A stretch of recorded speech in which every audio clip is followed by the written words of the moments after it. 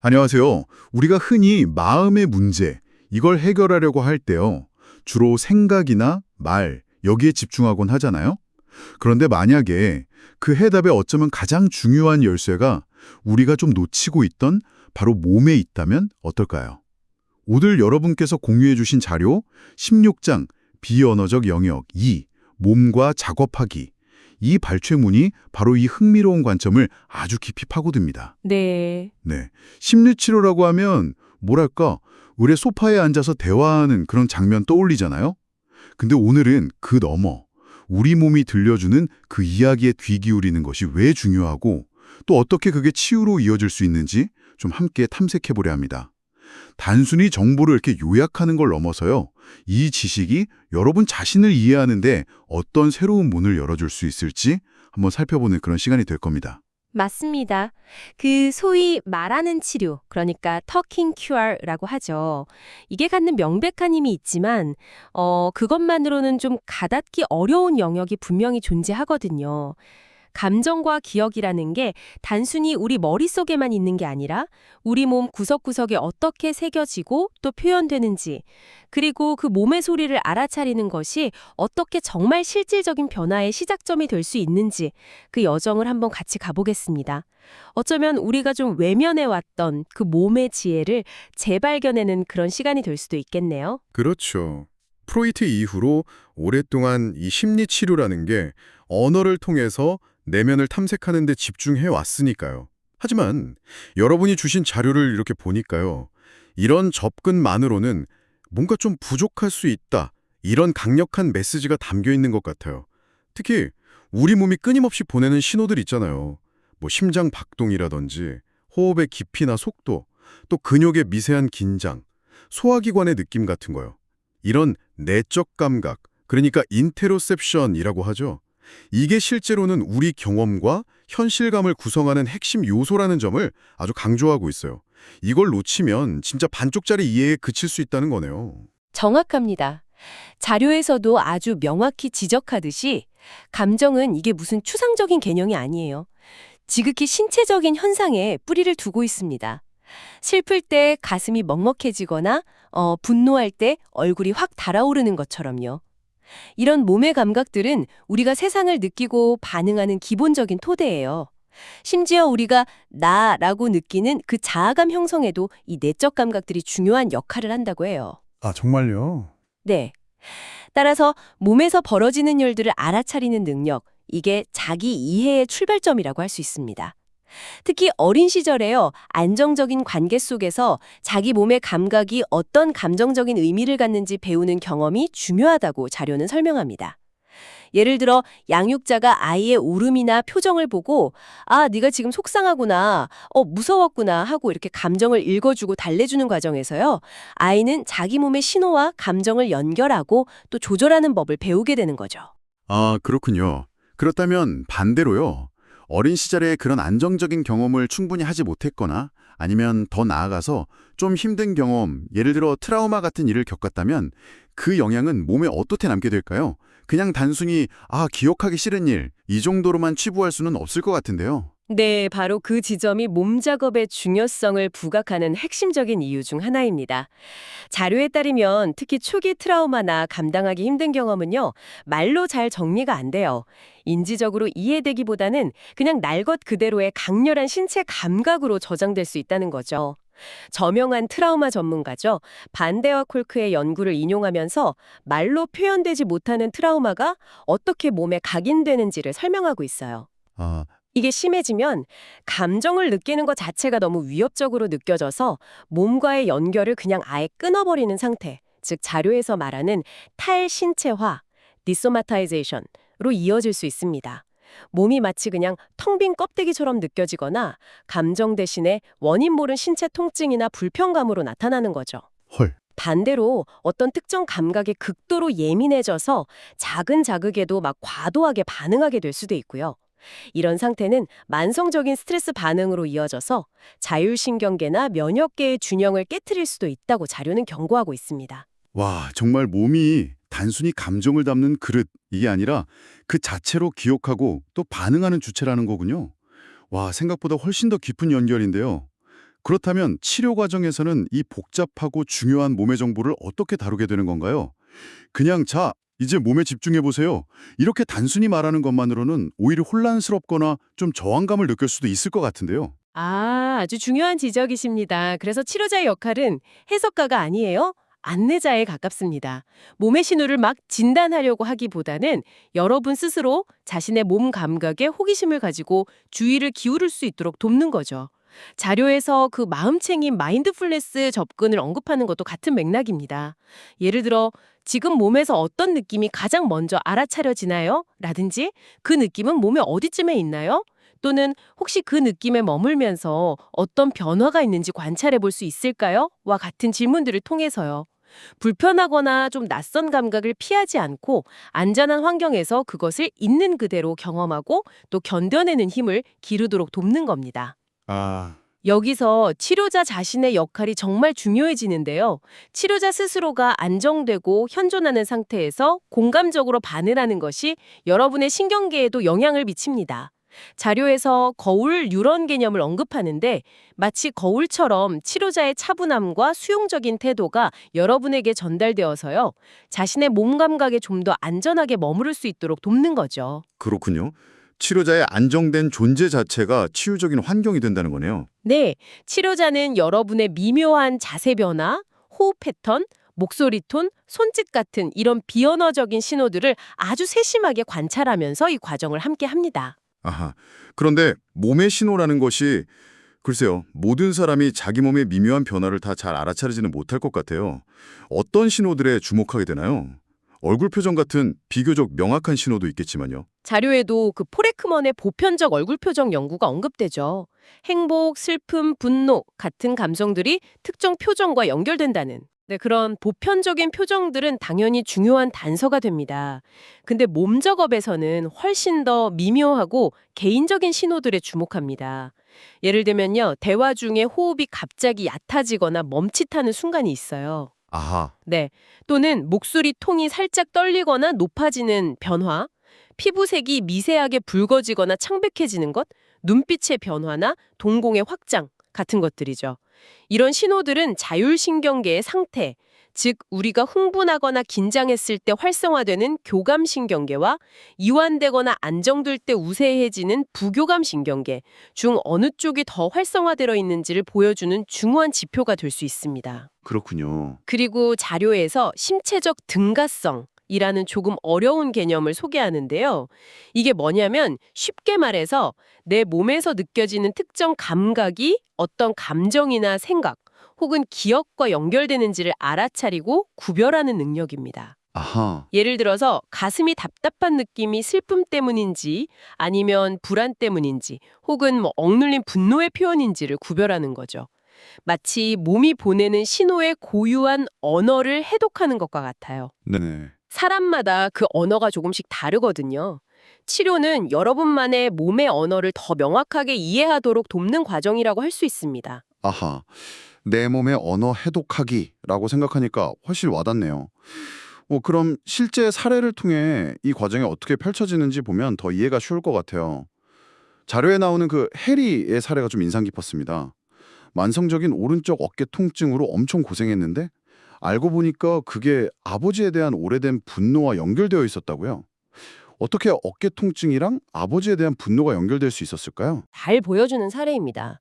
처음 해리는 자신의 어깨 통증을 그냥 단순히 나쁜 자세나 근육의 문제 이렇게만 생각했어요. 물리치료도 받아봤지만 큰 효과가 없었죠. 그런데 상담 과정에서 어린 시절 좀 권위적이고 때로는 폭력적이었던 아버지와의 관계를 탐색하게 됩니다. 특히 아버지에게 맞았던 기억, 그때 느꼈던 강한 분노와 동시에 아무것도 할 수 없었던 그 무력감을 다시 떠올리게 되죠. 그러면서 치료자와 함께 자신의 자세를 관찰하다가 자기도 모르게 오른쪽 어깨를 늘 긴장시키고 살짝 움츠리는 그런 방어적인 자세를 취하고 있다는 것을 알아차리게 됩니다. 아, 자신도 모르게. 네, 바로 그 순간 어깨의 물리적인 통증, 즉 신체 감각과 아버지에 대한 그 수십 년 묵은 분노와 두려움, 감정 기억이죠. 이게 딱 연결된 겁니다. 이 연결을 토래 해리는 자신의 통증이 단순한 신체 문제가 아니라 과거의 감정을 몸이 붙들고 있었던 일종의 기억의 흔적임을 깨닫게 됩니다. 이 깨달음 자체가 통증의 성격을 바꾸고 몸과 마음이 통합되는 경험을 통해서 비로소 진정한 변화와 회복의 길로 들어설 수 있었던 거죠. 네. 자료에서 마음이 깃든 몸, a mindful body와 마음 없는 몸, a mindless body를 대비시키는 것도 바로 이런 통합의 중요성을 강조하는 맥락입니다. 와, 정말 놀랍네요.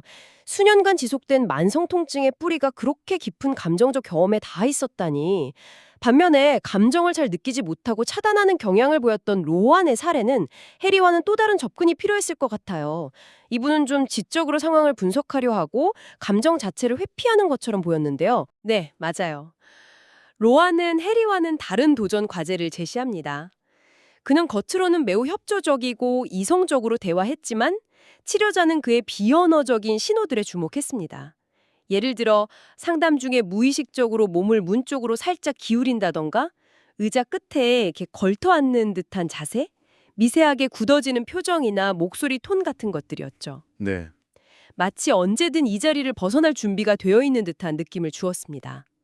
그래서 깊이 탐색해보니 그는 어릴 적 예측 불가능하고 두려웠던 아버지 앞에서 늘 눈치를 보고 불안해하며 위축되었던 경험이 있었던 거예요. 그 경험이 성인이 되어서도 권위적으로 느껴지는 인물, 치료자를 포함해서요.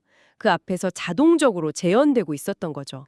말로는 괜찮다고 했지만 몸은 과거의 불안과 도망치고 싶은 마음을 고스란히 드러내고 있었던 겁니다. 그렇군요. 몸은 정직하네요. 네. 치료자는 로안의 말보다는 그의 몸의 언어에 초점을 맞추고 지금 혹시 이 자리가 조금 불편하게 느껴지시나요? 라든지 말씀하시는 동안 목소리가 살짝 떨리는 것 같은데 어떤 느낌이 드시는지 여쭤봐도 될까요? 와 같이 부드럽게 그의 신체 감각과 그 이면의 감정을 탐색하도록 도왔습니다. 이를 통해 로안은 자신의 방어적인 태도가 과거에 학습된 반응임을 이해하고 현재 관계에서 좀 더 안전하고 유연하게 반응하는 새로운 선택지를 만들어갈 수 있었습니다. 때로는 침묵하는 몸이 말보다 더 많은 진실을 담고 있다는 것을 보여주는 사례죠. 와, 듣고 보니 몸의 주의를 기울인다는 것이 단순히 그냥 느낌 찾기 게임 이런 게 아니라 과거와 현재를 잇고 말로는 다 표현되지 않는 깊은 자기 이해로 나아가는 과정이군요. 자료에서 언급된 견뎌내는 힘의 범위, 윈도우 오브 톨러런스라는 개념도 이와 관련이 깊을 것 같습니다. 우리가 감정적으로 너무 압도되거나, 그러니까 과활성화되거나 반대로 너무 무감각해지지 않고 저활성화되지 않고 안정적으로 기능할 수 있는 최적의 각성 상태 범위, 이걸 의미하는 것 같은데요. 몸을 알아차리는 것이 이 견뎌내는 힘을 키우는데 어떻게 도움이 될 수 있을까요? 네, 정확히 보셨습니다.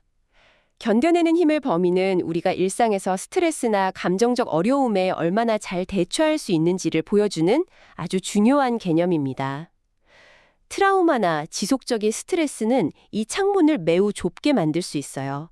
그래서 작은 일에도 쉽게 막 분노가 폭발하거나 과활성화되거나 반대로 아무것도 느끼지 못하고 멍해지거나 저활성화되거나 혹은 극단적인 불안에 휩싸이는 등 양극단을 오가기 쉬워지죠. 네네. 몸 작업은 바로 이 창문을 점진적으로 넓혀가는 과정입니다. 자신의 몸 신호, 예를 들어 심장이 빠르게 뛰기 시작하거나 숨이 가빠지거나 어깨가 딱딱하게 굳는 것, 이런 걸 알아차리는 연습을 통해서요. 자신이 견뎌내는 힘의 범위의 가장자리에 있다는 것을 조기에 인지할 수 있게 됩니다. 아, 조기 경보 시스템처럼요. 그렇죠. 그리고 그 신호가 걷잡을 수 없는 과활성화나 무기력한 저활성화 상태로 치닫기 전에 심호흡을 하거나 발바닥이 땅에 닿는 감각에 집중하거나 주변의 안전한 대상을 인식하는 등 스스로를 조절하고 안정시키는 방법을 배우게 됩니다. 이렇게 어려운 감정이나 신체 감각이 압도되거나 회피하지 않고 함께 머무르며 다룰 수 있는 능력을 키우는 것. 이것이 바로 자료에서 말하는 회복 탄력성, 리질리언스를 기르는 핵심적인 방법 중 하나입니다. 그렇군요. 내 몸의 신호를 알아차리는 것이 일종의 조기 경보 시스템처럼 작동해서 감정의 파도에 휩쓸리지 않고 중심을 잡도록 도와주는 거네요. 그런데 감정을 느끼기보다 생각으로 분석하고 처리하려는 경향이 강한 소위 좀 회피적인 성향의 사람들에게는요, 몸에 주의를 기울이는 것 자체가 꽤 어렵거나 불편하게 느껴질 수도 있을 것 같아요. 이런 분들과는 어떻게 몸 작업을 할 수 있을까요? 자료에서는 재신체화라는 용어를 쓰던데요. 네, 그 부분도 매우 중요합니다. 흔히 머리로 산다고 표현하는 분들이죠. 감정을 느끼는 것을 좀 혼란스럽거나 통제력을 잃는 것으로 여기기 때문에 무의식적으로 몸의 감각이나 느낌을 차단하고 이성적인 분석에 더 의존하는 경향이 있습니다. 네. 이분들에게 갑자기 몸에 집중하세요라고 요구하는 것은 오해로 불안을 증폭시키거나 강한 저항을 불러일으킬 수 있습니다. 따라서 치료의 목표는 이들이 잃어버렸거나 외면했던 몸과의 연결을 안전하게 다시 회복하도록 돕는 것, 즉 재신체화입니다. 이 과정은 매우 점진적이고 조심스럽게 이루어져야 합니다. 아, 조심스럽게. 네. 치료자는 이분들이 스스로는 놓치거나 무시하기 쉬운 아주 미묘한 비언어적 신호들, 예를 들어 대화 중 특정 주제가 나올 때 살짝 굳는 표정, 무의식적으로 다리를 떨거나 손을 꼼지락거리는 행동, 호흡의 미세한 변화 등에 부드럽게 주의를 기울이도록 초대할 수 있습니다.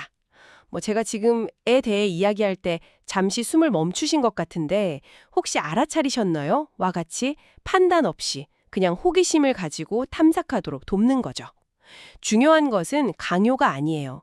안전하고 신뢰로운 치료 관계 안에서 아주 조금씩 자신이 감당할 수 있는 만큼만 몸의 경험과 감정적 경험을 다시 연결하고 통합해 나갈 수 있도록 지지하고 안내하는 것입니다. 오늘 이야기를 쭉 나눠보니까요. 이 심리치료의 세계가 훨씬 더 입체적으로 다가옵니다. 단순히 과거의 사건을 이야기하고 생각을 교정하는 것을 넘어서 우리 몸이라는 아주 생생한 경험의 장에 귀 기울이는 정말 섬세하고 깊이 있는 과정이라는 것을 알게 되었네요.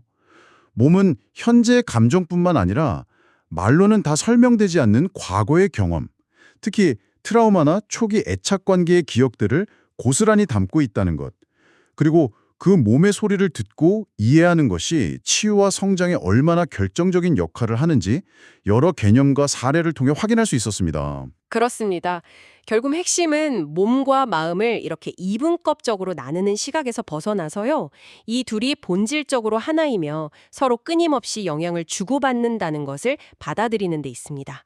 온전한 자신, 즉 자료에서 표현한 마음이 깃든 몸, a mindful body로 살아가는 것의 중요성을 깨닫는 것이죠. 네. 때로는 좀 고통스러운 감각을 피하기 위해서 몸의 신호를 무시하는 마인드 없는 몸 상태에 머무르는 것이 단기적으로는 더 쉬울 수 있습니다.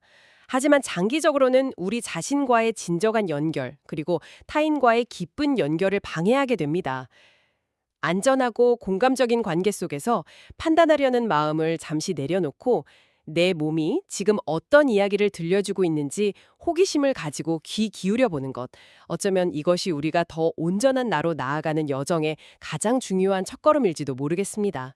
오늘 이 깊은 이야기에 함께해 주신 여러분께 마지막으로 이런 질문을 던져보고 싶습니다. 다음에 설명하기 어려운 감정의 소용돌이를 느끼거나 혹은 이유를 알 수 없는 신체적인 불편함이나 미묘한 감각을 알아차렸을 때 습관처럼 그 원인을 분석하거나 말로 정의 내리려고 애쓰기 전에요. 아주 잠시만이라도 시간을 내어서 이렇게 스스로에게 물어보면 어떨까요? 바로 지금 내 몸 안에서는 어떤 느낌이 펼쳐지고 있지? 라고요. 어쩌면 예상치 못한 대답 혹은 새로운 이해의 실마리를 바로 여러분의 몸이 가만히 들려줄지도 모릅니다.